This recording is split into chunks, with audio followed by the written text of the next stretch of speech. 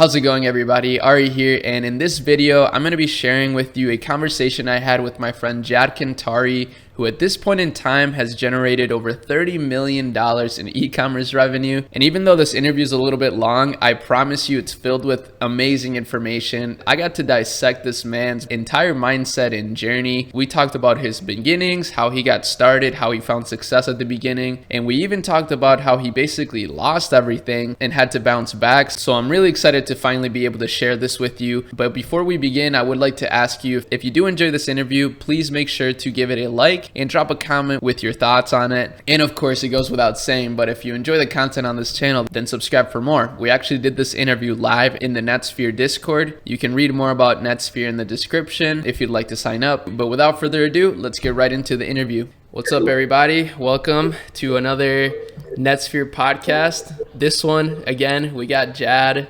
Kantari, the man, the myth, the legend.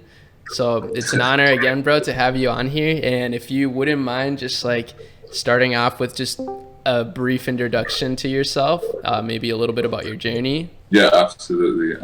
It's a pleasure to be here once again. This time we're going to do it 10 times better. Let's go. So yeah, real quick. I grew up in Lebanon, Beirut. Moved here when I was 18. Lived in Orange County. By here, I mean in Los Angeles, California. Lived in Orange County for a bit. Went to school as an engineer. And then started working as a project engineer on a high-rise in downtown Los Angeles. And in March 2017 is when my e-commerce journey started. I came across the Tai Lopez ad about social media marketing. Classic. And yeah. And then I ended up trying it for a bit. I wanted to, onboard dentists, but it was difficult because I couldn't be present in order to do the sales and really, be in the service field. So, given I have a 9-to-5, so I had to really shift my focus and do something along the side of like selling products. So. After that, I started flipping Yeezys on eBay, and I made $14K in 2 weeks, and that was like the most amount of money I had seen made off immediately, in such a short period. So I was like, okay, there's something here, in this e-commerce thing. So I tried to dropship off Etsy, got shut down, but I remember I got my first order on there. And I was just dropshipping it from AliExpress. And even though my account got disabled, I remember the lady still wanted her ring. Like, she messaged me and she's like, hey, I really want my ring. And it was just like cheap, AliExpress ring. So I was like, okay, there's like a lot of interest in this and potential. So I came across an Adrian Morrison ad, actually, again, through Tai Lopez. And I hopped on one of his recorded webinars, and then the numbers he was, bringing up were like 40K a month, 50K. I was like some crazy stuff that I had never heard about, and I was like, whoa, this is insane. And I started just dabbling with Shopify and really diving in, and I became obsessed. On the way to work, I would listen to YouTube videos and just go on the Facebook, groups. Right. The e-com empires and all those groups, and I would just ask questions and look at the success stories, and it was fascinating, and I really, really got obsessed with the whole process. March 2017 is when I started to do it, really. June 2017 is when I got my first sale. I remember it was like a $9.99 sale. And then October that year is when I had my first 6-figure month. I was selling these consoles, dropshipping up from AliExpress, and then after that, that Q4 was slightly slow for me. I had success again in November, December that year, because of Q4. Sold these paintbrushes, roller paintbrushes. Did another 6 figures with that. January, February were slow. I remember February I went to New York, attended a Tan Bros mastermind, and that kind of blew my mind because I met other guys that were just like me but they were doing these crazy 6-figure numbers a month, and it was wild. So it kind of opened everything up for me, meeting these people and really thinking, okay, this is possible. So I went back, and it was like a light switch. It was like turned on, and after that, I just started hitting like 300, 400, 500K months. Like, it wasn't a problem. And then I remember, I think around May that year in 2018 is when I started doing 1 million a month, back to back, and it just started going up. 1.2. My highest month was 1.8.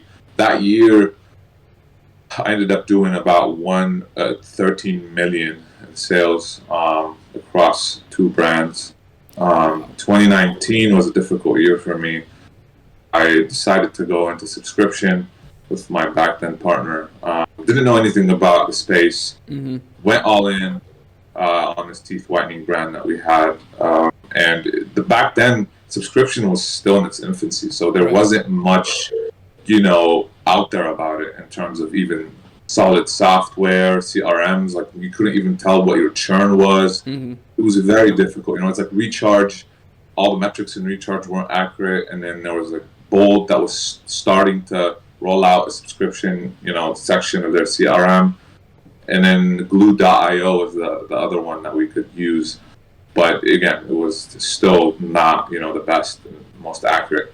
So I lost $1 million in that, like reset me. Yeah, that year it kind of reset me fully. End of 2019 was pretty much, okay, well, we got to close shop and now figure something else out. So early 2020, I went back into, direct response, one-time buys, and created my 2 brands that I have now with my now partner, Rick. And then, ended up scaling those and did 10 mil last year with those. I think we're about 14 mil in total on those so far. Incredible, bro. I loved hearing that story the first time, and the second time it's like even better, just because it's just baffling to me, and not just baffling, but inspiring to see someone that's like, okay, not only you figured it out quick, you're like invested back into your knowledge, like you literally just kept moving up and up and up, and then it all like crumbled again, and then you got right back on it and like did it even better. So I just love those types of stories where you just bounce back like that. Now, I'm really like, I also think it's interesting how quickly you said, you started in like March. By October, you were already doing like 6 figures a month. What do you think was like something that, what made you go, from 0 to 6 figures a month, like in the span of like 6 months? I think it was my hunger and consistency and just persistence, just not giving up. I mean, I went into 20K in credit card debt. Like, it was just like, there was no plan B, like there was no saving me. Like, my parents don't have money. Like, there was nobody that was going to be like, oh, here's, money to pay off your debt. Like, it's just like, I either make this work or I'm royally screwed. So it was really not, my back was against the wall, and I just stayed at it and just kept, following people that I believed were good in the space, and learning and just trying and trial and error, man, and just not giving up. Like no was not an answer. Just not. As corny as that sounds, like, it's just what it was. Like, I had no other choice. And I kept learning, and I kept tweaking and going back to the drawing board, and eventually I started working, Right. You eventually made it work. And then now, you got brands that have been around for like over a year, they're still generating revenue. That's amazing, man. And I think that's what I think most people should start thinking about nowadays is like, okay, how can you build something that has longevity, that you can continue building for a long time, that can continue to, make you money for a while. What would you think, what would you say is like a shift that you had, that made you go from, okay, just like selling these products to now building something that, you actually told me like in a different time that you got into Home Depot, like you're trying to get into Walmart, like you're making moves. So what Yeah. was that shift like? Honestly, I've always had that vision of like kind of having a brand or multiple brands that were my baby that I would just continuously day in and day out grow and really be proud of. Originally, when you're starting, and I see this all the time with new guys starting, is they want to participate and partake in these, cash grabs and like quick cash like schemes. Not necessarily schemes, just kind of like mentality of drop shipping. And that's very easy to like fall into when you're starting off. But eventually, you'll start realizing that the issues that come up from that and the time that passes by so quickly while you're just chasing that bag is not the way to go, especially when Damn. you start with other people who are building slowly and you check back with them a year or two and they're light years ahead of you. It's just like their growth is so compounding and exponential versus yours is sort of linear, but you have a lot of fallbacks given the nature of that, whole industry, right? Right.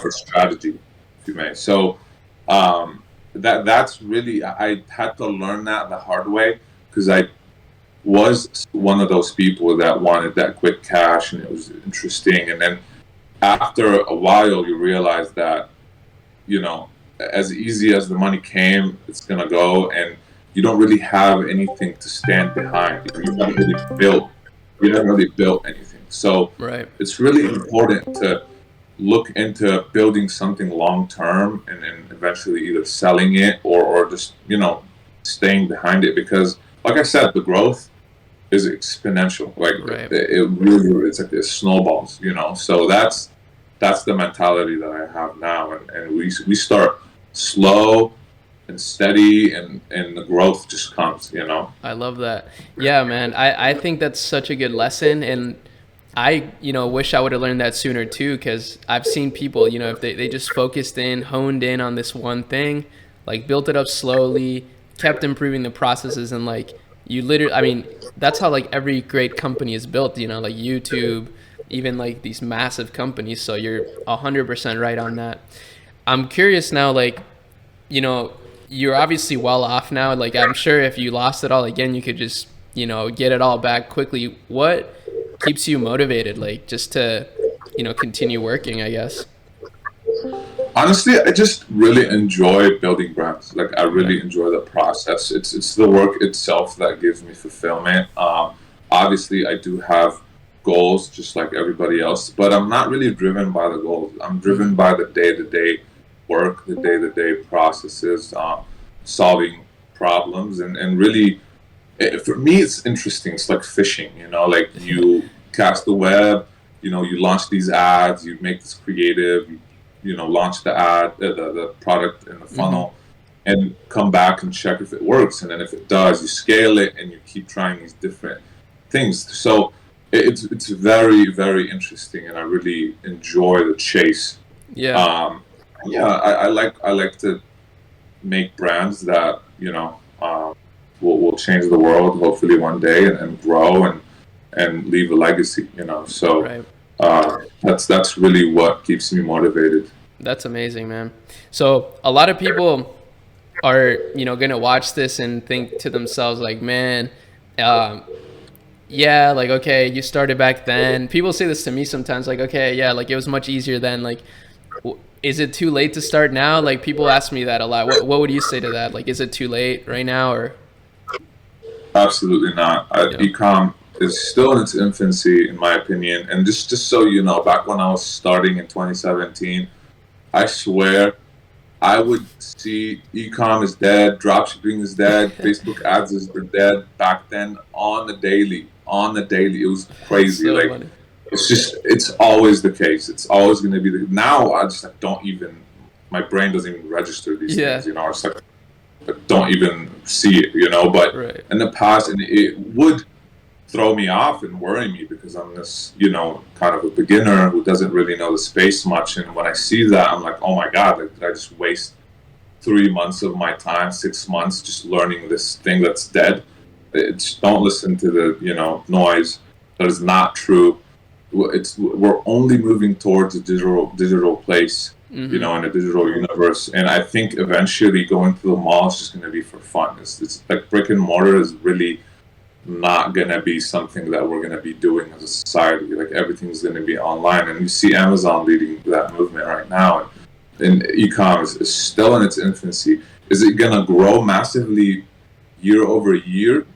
Probably not, because that's just how market fluctuates. But overall, it's gonna grow like crazy. So, if you're getting into e-com right now, it's still like a baby. It's still a baby, you know. Sure. So, highly recommend you get in. It's just the way to go, in my opinion. You know. No, I agree. I think that's a really good way to put it. Like, even just fundamentally, like if you just break it down to the most simple thing is like, is buying things online gonna go away? Like, no. If anything, it's only gonna increase or get more popular. So I think you nailed it on that for sure. So what do you think then for someone just starting? Let's just try to get into the mindset of the person that's like gonna be just starting. What would you say is like a good approach to, you know, creating something right now? Do you think, you know, maybe they should look more into TikTok or Facebook, or just what do you think about that? I think both platforms work, to be honest with you. They're slightly different, but at the same time, they're very similar. Even though the UI is like extremely similar. So, True. and the tactics and whatnot, it's really the native creative to that platform that's slightly different. And once you kind of nail that, you're good. So I definitely recommend getting into both, and I recommend you just start by finding a product that's doing well already. Taking that product, improving on the product page, on the store, the offer, and the creative, and testing it, and then if this product has potential to become a brand, then you white label it, you brand it, and then you improve on it as much as possible and scale it, and then that's your brand. It's really a simple process. Yeah. I feel like people tend to complicate it because there are a lot of variables, but when you break it down step by step, it's really not that complicated. True. It's just People insist on overthinking it, but you're right. Like broken down like that, it's like that is the process, and I mean anybody could follow that. But I think people just get too caught up in like their negativity, their doubts, and maybe just like they don't think they can make it work.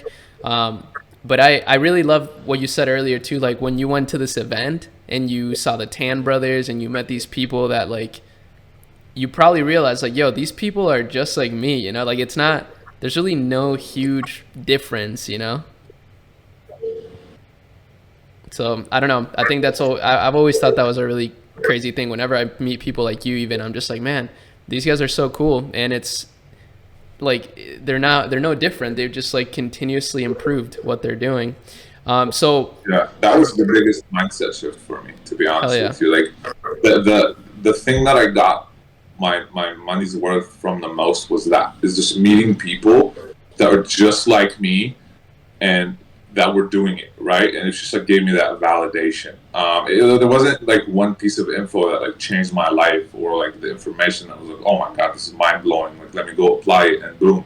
It was really just like meeting these people that are just doing this, and they're like, oh, it's easy to do this, and it's like, wow, okay, it's that easy. Like then it's just like gives you that confidence, that tiny confidence boost that you need.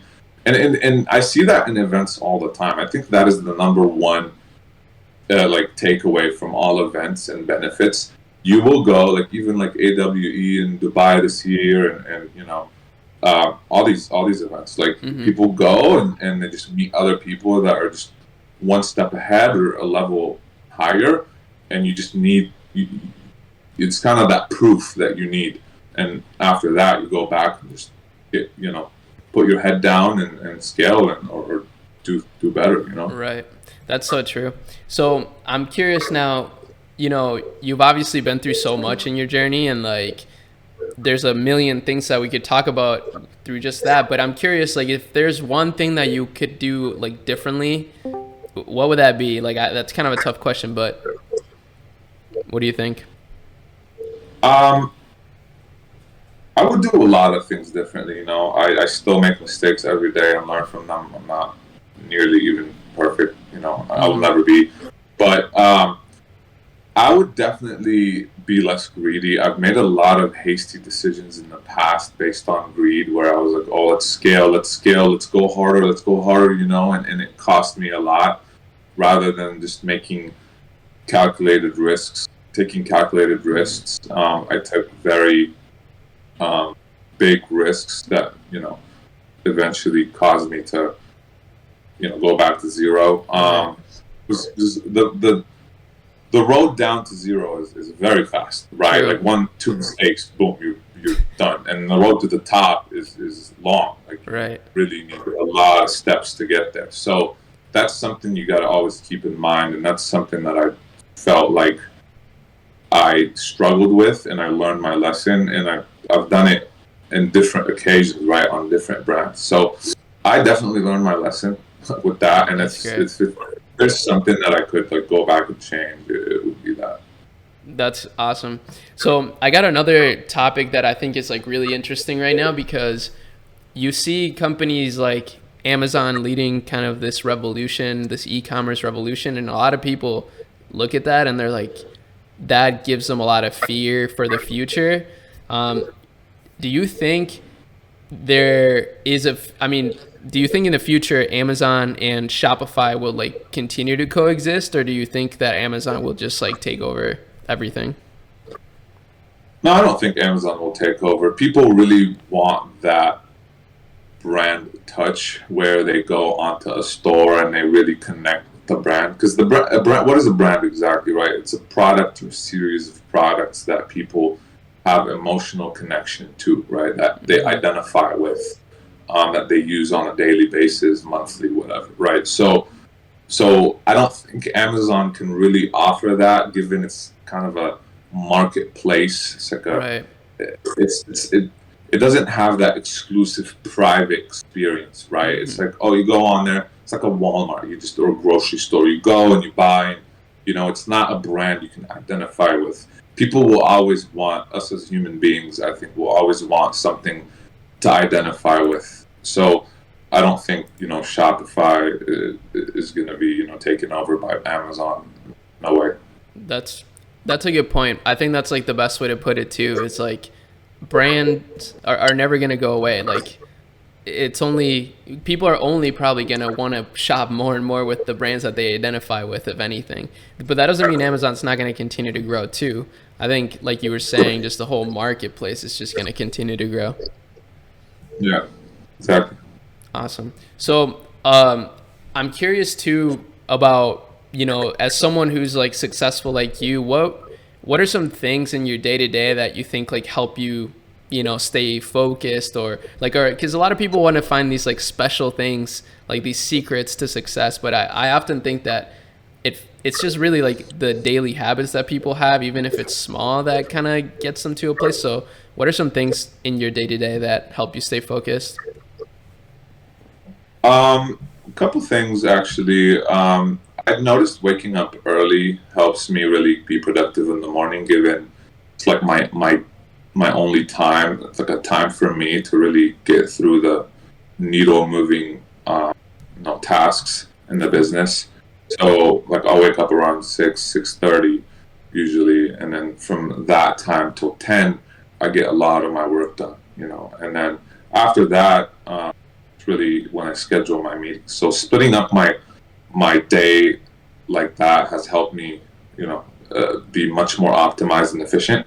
Mm-hmm. Another thing is I noticed setting a limit on my day, like 5 or 6 p.m., where I just finish the day, and whatever I have accomplished that day is done, That's a good one. and whatever I haven't is I'm not gonna continue working. That gives me the urgency to finish tasks that day, because if not, they're going to get pushed into the next day, which would True. cause delays.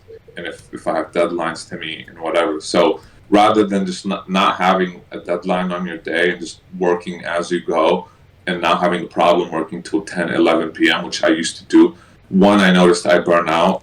Two, I noticed that there's no sense of urgency, right? Which Mm-hmm. causes me to waste a little bit of time here and there, and not really value my time. So I think those two things have helped me, you know, be very efficient on a day-to-day basis. Also, staying away from social media, like I don't, I think that is, you know, a True. huge distraction that I've, you know, struggled with in the past. Putting my phone away, as simple as like not having my phone on the desk in front of me, just like keeping it in a different room. Or I used to even keep it in the car downstairs in the parking lot, so I don't. So it's like such a hassle to go get, right. Yeah. That way, when there's like a dead time between tasks or something, I don't just grab my phone and, you know, look on social media. So those three things definitely have helped me, you know, change my habits like crazy. That's so true. And I think a lot of people don't think about like something. You're right, bro. Because something that I've been doing too is like treating my day a little bit more like a 9 to 5, you know, where like I actually kind of like I do structure my day as if I was working a 9 to 5, but I'm not, you know, working a job. And it's helped like insanely. And even just to get better sleep and like, you know, feel more motivated. Like I think sleep is more important than people think. Like not even just for business, but like health, like just so many things. It's Dude, when I crazy. sleep, I feel so much better in terms of just my mental health, my mood, my motivation, like my sharpness, like even being able to structure like phrases and to communicate, like everything is just so different. So sleep is like, I think, the number one most important thing when it comes to life, and even as an entrepreneur. You know, if you have solid sleep, you're good. Like you're set. Like Wow. really, you're unstoppable in my opinion. Like that's something, because I struggled with bad sleep for a while, and I still struggle with it here and there. You know, so and I've noticed the difference between the days where I get good sleep and the productivity on a day where I didn't get good sleep, and the difference is massive. That's crazy because I think that goes against, I mean, a lot of people will say, I mean, I think it's starting to shift now more, but Yeah. you know, the hustle mindset where, you know, work 24 hours a day, like work in your sleep type shit, um, you know, you end up burning out and you end up like miserable. So I feel like that's definitely not the move, Yeah. for sure. I don't agree with that. I don't agree with that. I think it sounds good and it's sellable. That's why people preach it. You know, people are just like impressed because it's like, oh yeah, like let me, you know, work nonstop. That's the way to success. But it's not. Like, you need sleep. It's just, you know, it's part of human nature. Like you need it. True. There's no way Yeah. around it. Yeah, I got to take care of yourself. So, what do you think right now is like the best opportunity in terms of just like starting something? Like, what would you recommend? Um, in terms of, you know, starting something, I recommend, like I said, just starting, you know, a one product store, and going on TikTok and Facebook, and, you know, going through the product research method where you just see something that's already working, that's doing well, that you can improve on, and taking that product and giving a better offer, structuring a better offer around the product, building a better store, a better customer experience, customer service, and then scaling it. It's like, again, like I said, it's That's not solid. really that complicated. It's pretty simple, pretty straightforward. I mean, there's really two things as a business owner you can do, right? Sell services or sell products. If you're the type of person that likes to communicate and be around people and service people, then you know, offering services is a good way to go. You can offer creative, you can do email marketing for brands, because those are very essential to any business success. Or you can sell products, where, in my opinion, is better because it's easier to scale. You know, while the margins are slightly slimmer than the service side, I feel like it's easier to scale, right? True. So those are the two sectors you can go into, and both are pretty, you know, easy to execute on. So Yeah, and there's so much information online too that like back when, you know, you started, for example, was non-existent. So like there's really no excuse.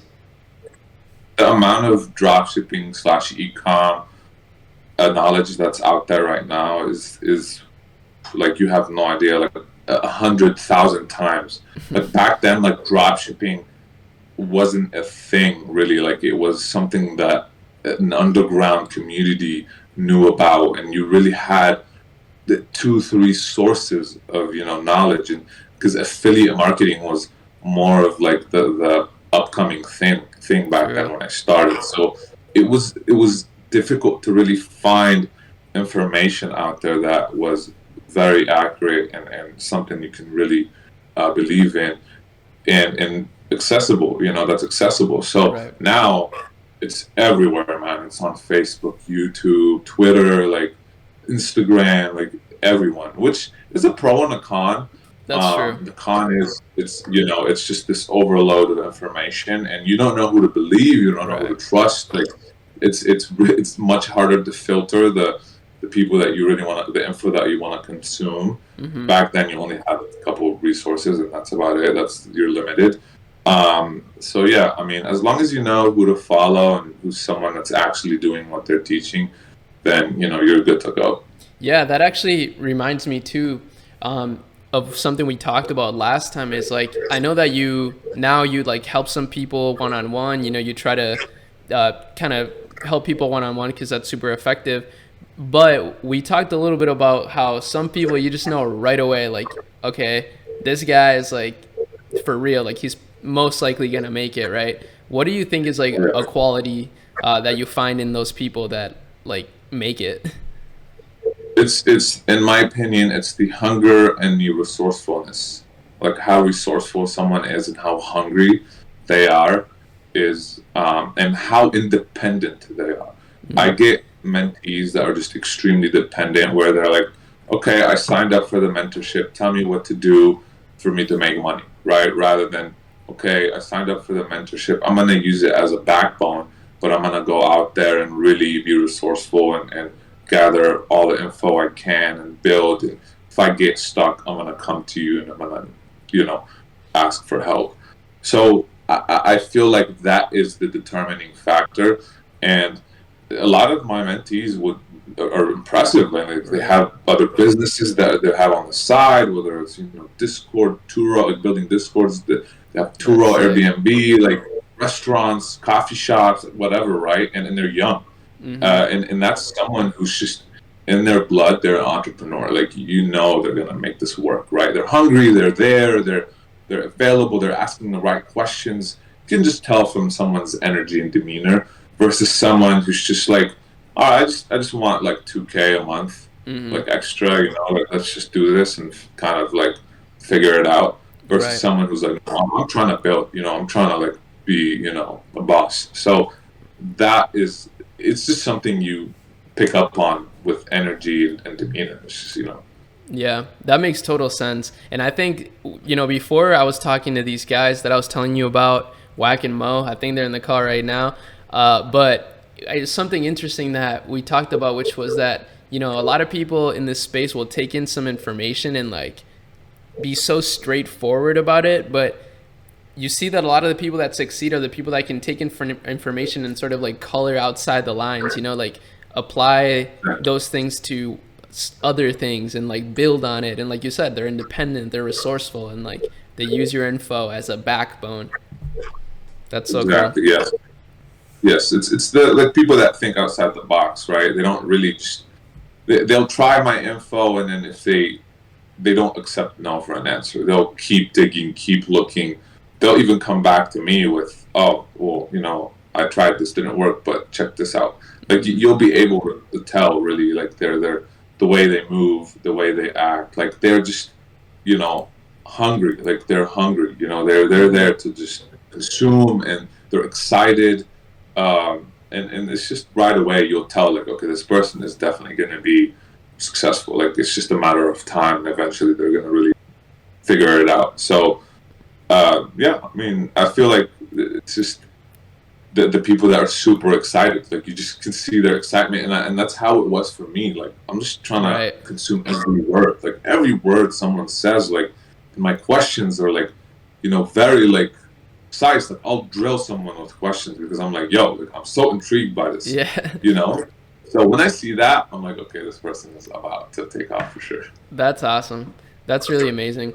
I'm really curious. This is kind of like personal question that I have for you is like right now, are you looking into like what do you invest, or are you just locked into like your ecom business like all in? Are you looking into like alternative investments, like diversifying in any way?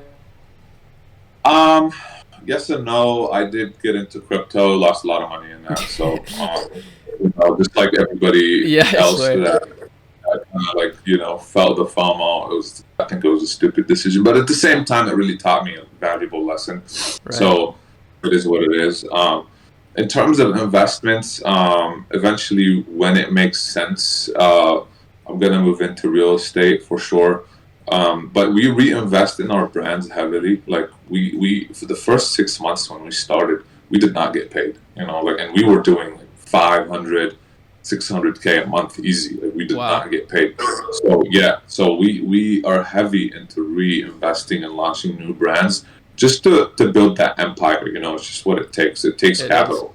So outside of ecom, I don't really feel the necessity to diversify because it's just distracting, and I don't think it would be smart or efficient for me to go and learn a brand new skill and learn about a brand new industry, which will take me 6 months to a year to really master, if that. Um, so for me, I'm gonna stick with ecom. We're looking into launching a creative agency with the agency that does our creative for our Mm, brands, like a strategic partnership, and an email marketing agency as well with our email marketing manager. Given that those things work for us and are right. still in the realm of e-commerce, so like I know them very well. So I guess that's something that I'm looking to diversify in, but it is in the same industry, right? I'm Yeah. not going after completely. Yeah, Um, that's cool. but yeah, but the bread and butter is always going to be ecom for sure. I just enjoy it. It really Hmm. brings me joy, and it makes me happy, and I want to learn. I'm still learning. I'm always learning. I'm always looking on different sort of resources to learn, and. That's awesome, man. That's wise words right there. That's all I wanted to ask you because, it's so easy right now to get distracted. There's like a billion opportunities out there. So it's hard to like, you're getting tugged in a million different directions. But I think you're right, bro. So I think Yeah, those are wise words I for think anybody listening.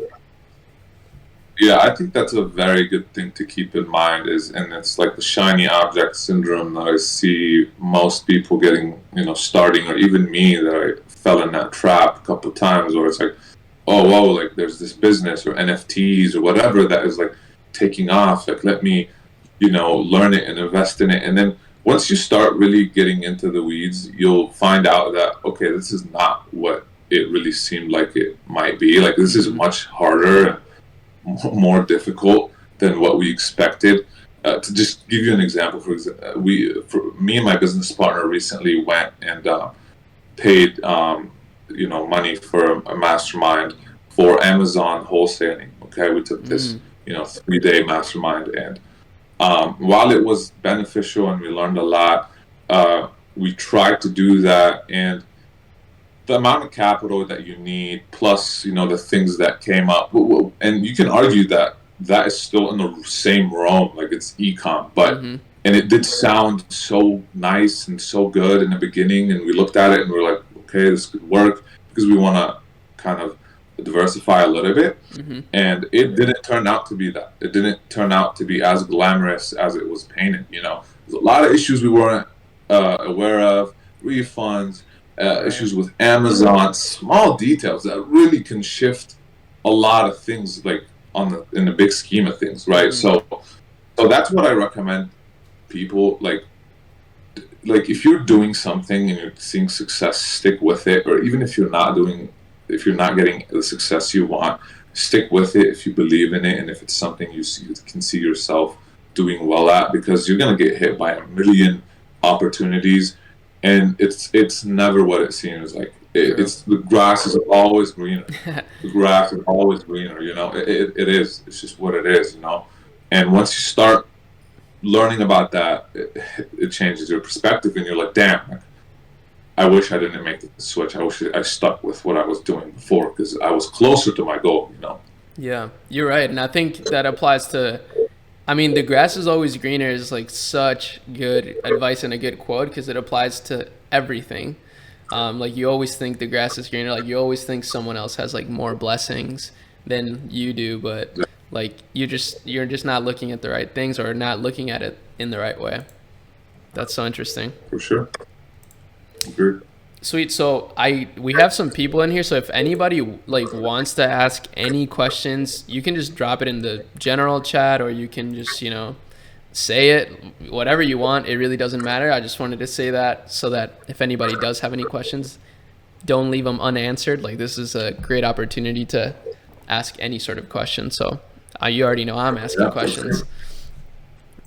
Let's go. Yeah.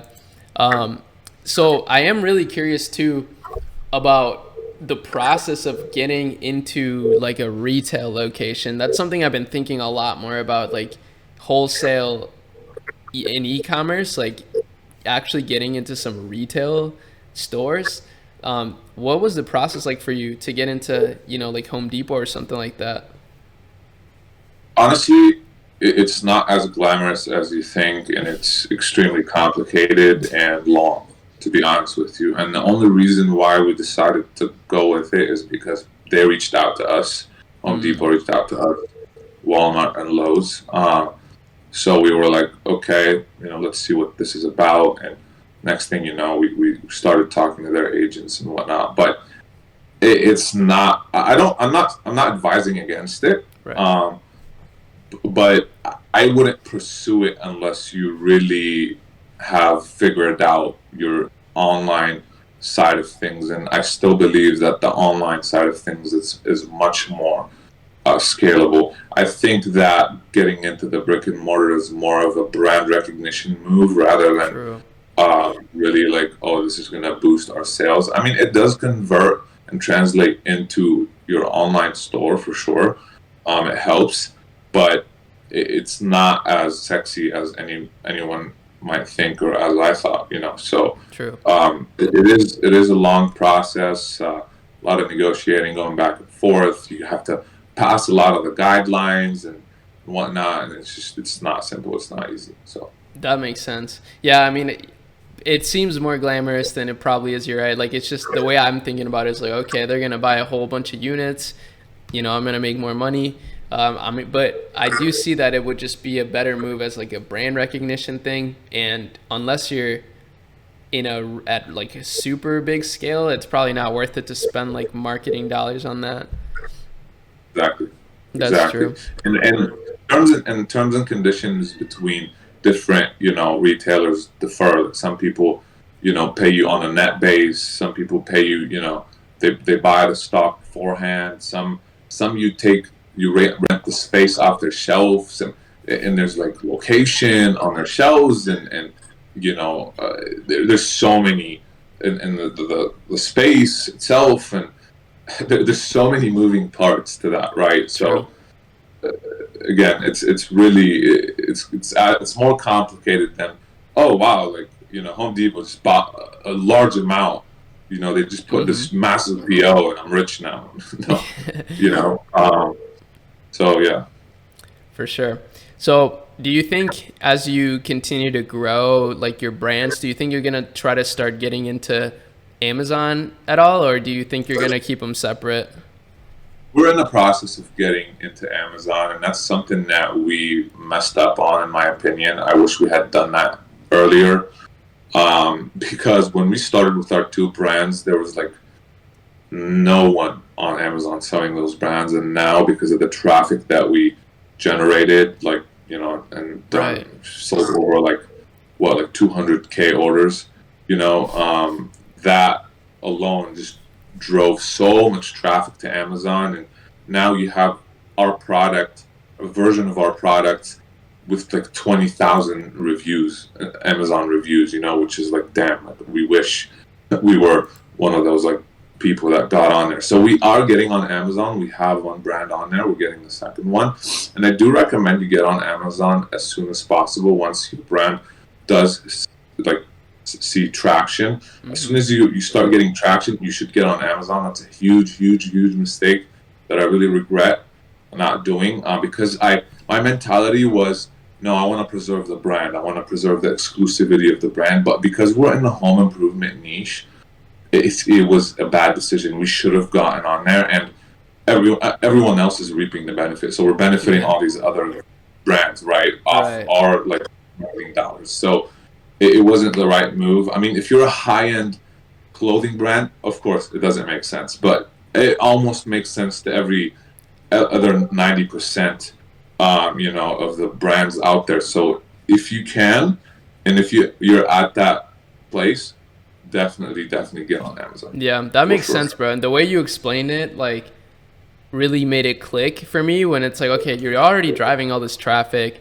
And what a lot of people don't know is that when you're driving traffic, like a lot of these customers or a lot of these visitors will look up your brand like on Google. So of course, try to pop up in search, but also they might look you up on Amazon or alternatives on Amazon. So if you're already driving all that traffic, it's like you could actually get an even bigger return on ad spend through just being on Amazon.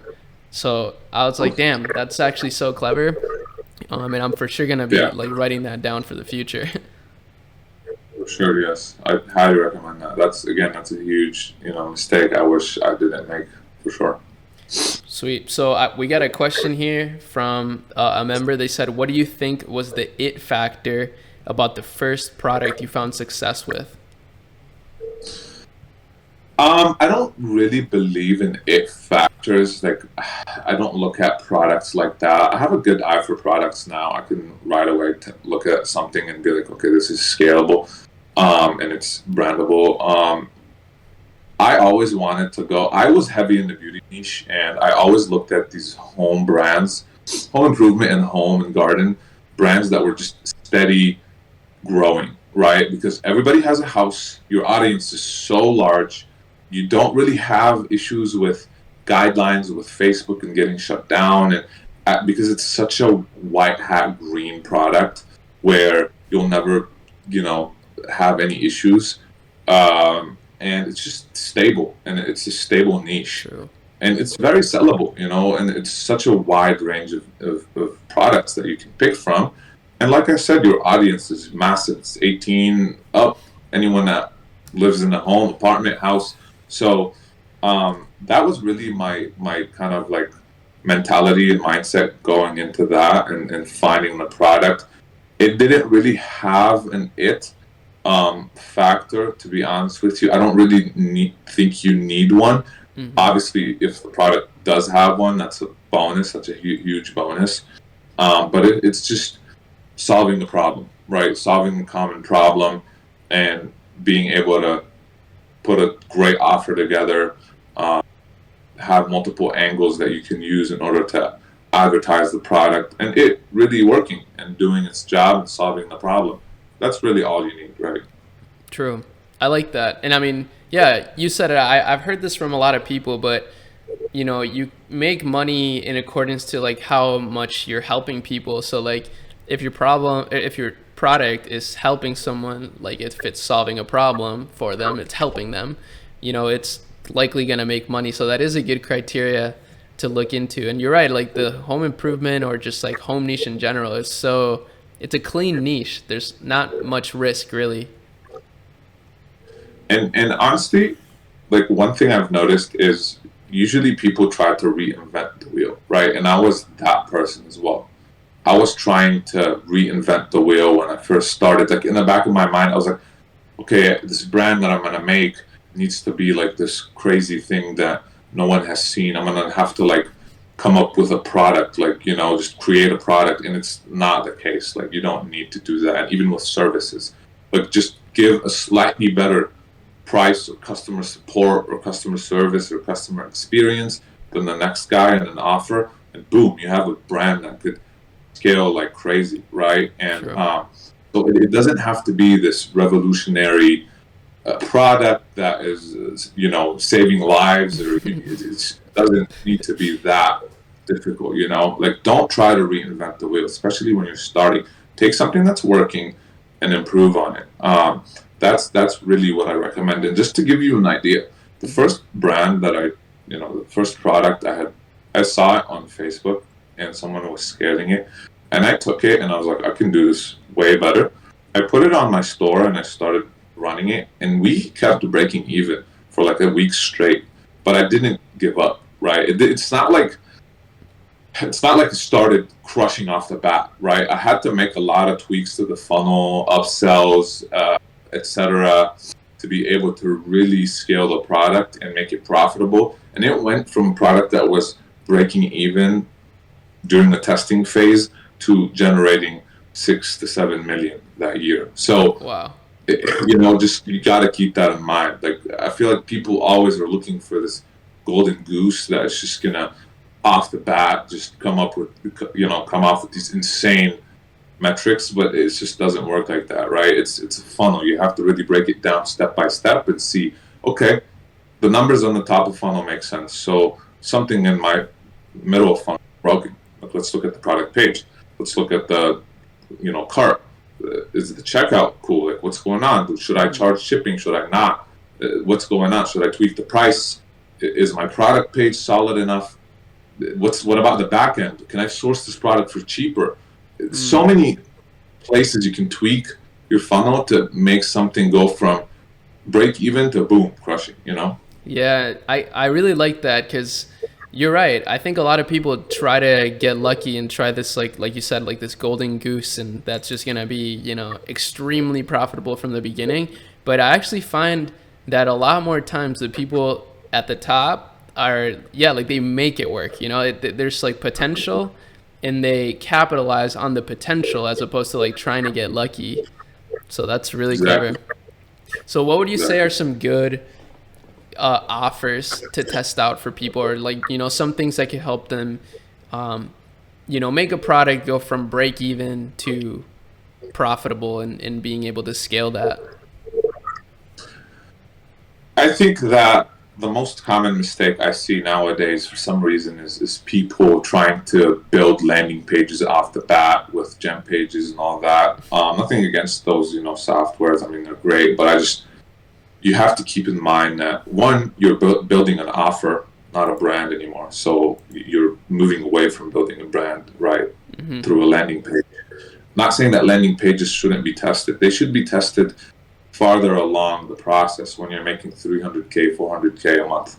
Originally, you should start with a product page, just like all these big brands, right? The Sephora's, the Fashion Novas of the world. They have product pages. They don't have a landing page, right? So that's one thing I think you should always start with the basics. Make sure you have a solid converting product page. Don't look at other dropshipping pages when you're making or getting inspo. You should go to these $100 million, $200 million brands and get inspo from that, because they have CRO'd, they have spent so much money, they know what they're doing, and look at Amazon, etc. That's where your inspiration should come from. Don't just slap a Shopify theme on the website and just like not optimize it and hope it works. You have to spend time on the product page. You have to really make the customer experience as smooth and frictionless as possible. Like that is such a common mistake that I see amongst people that will really throttle your finding a winner. So that's one thing. And the other thing is upsells.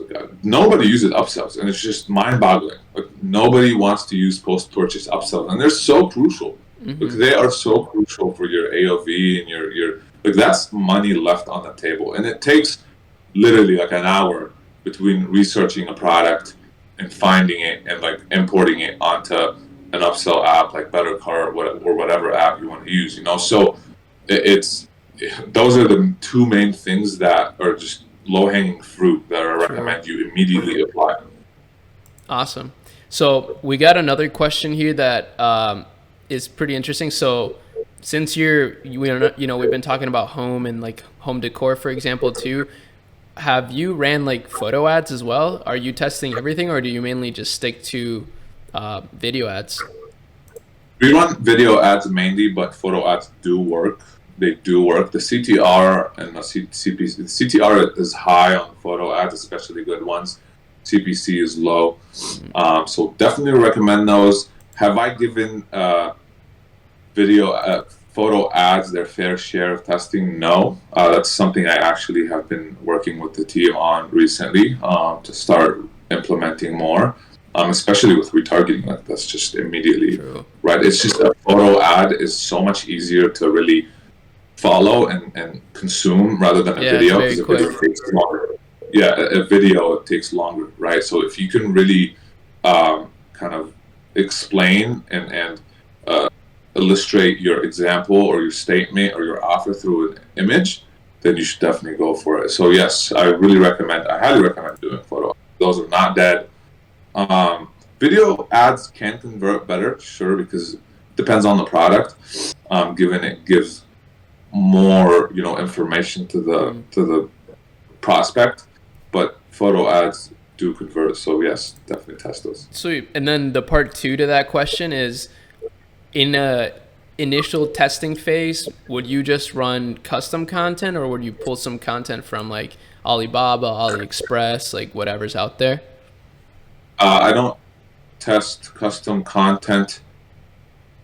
I do things differently now, right? Now I'll look at a product and I'll immediately go invest in it because I know I can make it work, because the numbers make sense, and the actual like brand itself and the product makes sense in my opinion, and the niche and whatnot. So I want to go into this. I'm trying to get into the subscription model way more now. So if the product fits right away, I'll go ahead and invest in it, and I'll, shoot custom footage. But if I am starting brand new, never shoot custom footage off the bat. Never. Takes way too long, and you have no idea if this product is going to work. No idea. Right. So what I recommend is you get footage that is on YouTube, on AliExpress and Alibaba, and it's usually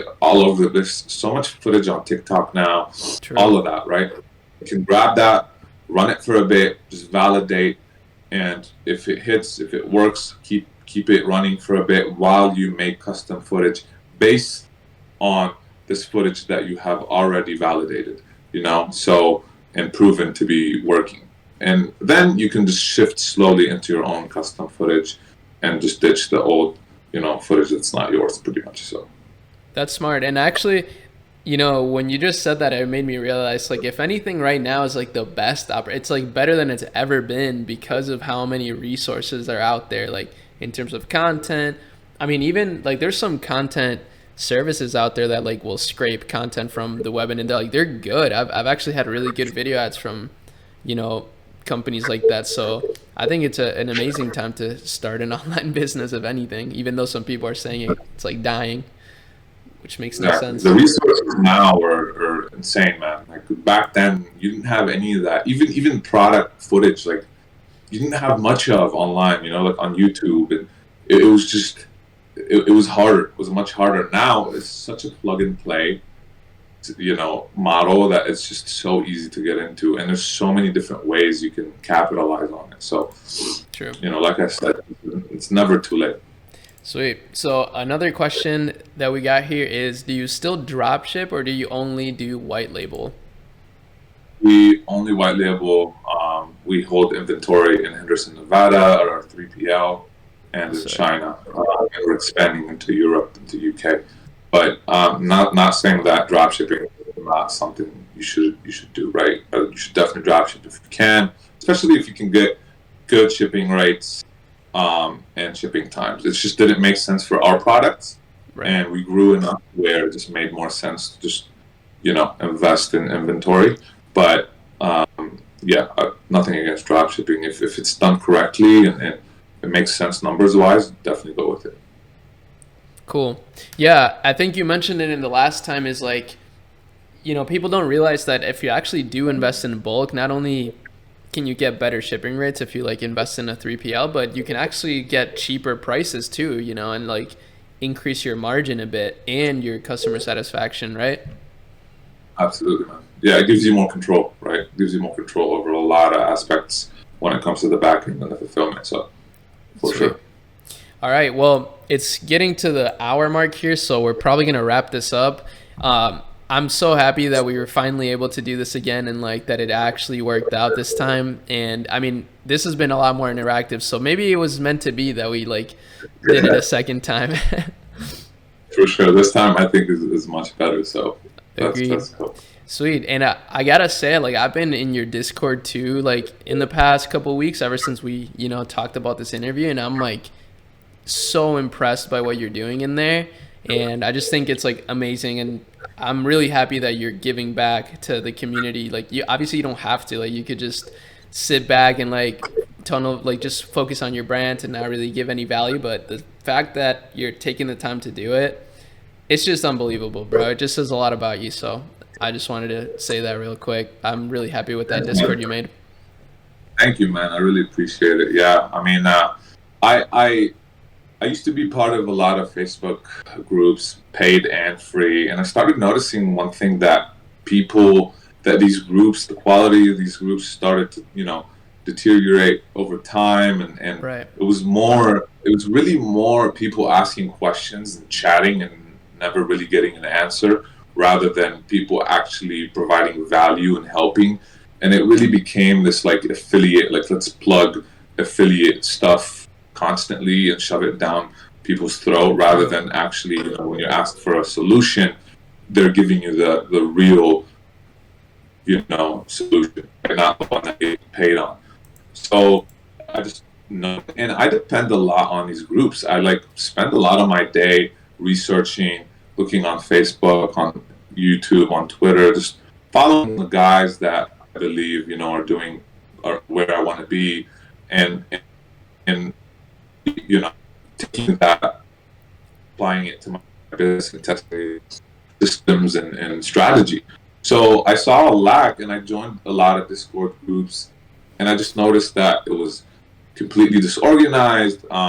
You could tell that people were just like trying to make money off this Discord, not really providing value. It was just a bunch of people asking, chatting. It was like more of a chatting forum rather than, clean, nice filtered content that you can go and test. And I'm telling you, man, so many times in the past where I would be like, my business would start slowing down, the ads would start like to fatigue, and then I'll read something and I'll go apply it, and then boom, like 2 months, that strategy would just up our sales for 2 months, back to back, or even longer. So whether it's, manual bidding or lifetime budgets, or all these crazy strats that I didn't really think about, or I needed that extra push from someone to be like, oh, try this, and then I'll go make my own version of it and just test it, and it just takes off. So, I was like, I'm gonna make this, because I actually made a Discord a long time ago, like 4 or 5 years ago, that was like meant for like high spenders. I actually remember that group. Yeah, it was for like people spending six figures a month on Facebook and more, and so I had all the like big guys in there, and it was cool.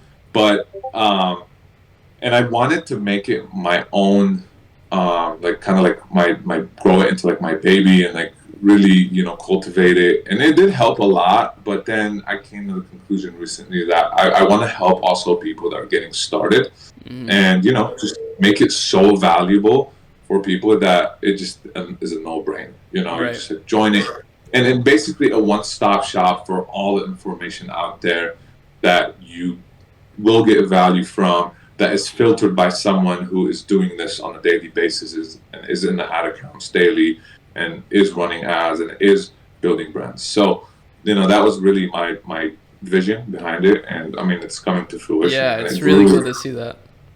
Yeah, I didn't expect it to grow that fast, to be honest with you. So, wow, I'm so humbled and happy, So, yeah, man, and it's a pleasure to have you in there, and it's honestly a pleasure to be here with you. I watch your YouTube videos all the time. I saw how I feel like our values are very similar. That's why I reached out to you, because I saw that you're very transparent. Say it how it is. No fluff, straight to the point. Very cool dude. And Thanks, yeah, man. I really appreciate that, bro, and I'm really excited to continue to connect and do stuff together, and who knows what the future has in store. So thanks again, bro, for coming out, and thanks everybody for joining and asking your questions. This will definitely be a YouTube banger, and I'm really excited to just get it out there. Awesome, man. Thank you so much for having me. It was a pleasure. And thanks for everyone that joined. Appreciate it. Sweet. Everybody have a good day. All right. Peace out, everybody. Peace. Bye-bye.